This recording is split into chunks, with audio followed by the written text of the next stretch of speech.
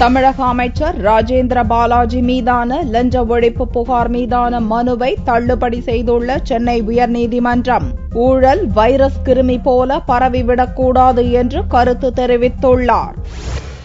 தமிழகத்தின் தகவல் தொழில்நுட்பத்துறை அமைச்சராக இருக்கும் ராஜேந்திர பாலாஜி வருமானத்திற்கு அதிகமாக சொத்து சேர்த்ததாக ராஜா என்பவர் பொதுநல வழக்கு தொடர்ந்தார். இம்மனு மீதான விசாரணை முடிவடைந்த நிலையில் செவ்வாயன்று தலைமை நீதிபதி ராஜேஷ்குமார் அகர்வால் சத்யநாராயணா தலைமையிலான முதல் பெஞ்ச் இவ்வழக்கில் தீர்ப்பளித்தது. ராஜேந்திர பாலாஜி மீதான புகார் தொடர்பாக லஞ்ச ஒழிப்புத்துறை விசாரணை ஆரம்ப கட்ட நிலையில் இருப்பதாலும் இம்மனு பொதுநல வழக்கிற்கு உகந்தது அல்ல என்றும் கூறிய நீதிபதிகள் மனுவை தள்ளுபடி செய்தனர். ஊழல் என்பது வைரஸ் கிருமி போல பரவிவிடக்கூடாது என்று கருத்து தெரிவித்த நீதிபதிகள் இது தொடர்பாக தமிழக அரசு விசாரணை நடத்த வேண்டும் என்று அறிவுறுத்தினர். அமைச்சர் ராஜேந்திர பாலாஜி அவர்கள் வருமானத்திற்கு அதிகமாக சொத்து சேர்த்து விட்டதாக ஒரு வழக்கை தாக்கல் செய்திருந்தார். இந்த மனுவை சென்னை உயர்நீதிமன்றத்தின் முதலாவது பெஞ்ச் விசாரித்தது.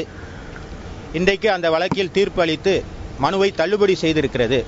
கடந்த 2011 சட்டசபை தேர்தலின் போது தனது சொத்து மதிப்பு 74 லட்சம் ரூபாய் என்று தெரிவித்திருந்த அமைச்சர் ராஜேந்திர பாலாஜி தற்போது 6 கோடி மதிப்பிலான சொத்துக்களை வாங்கியிருப்பதாக மனுவில் கூறப்பட்டிருந்தது.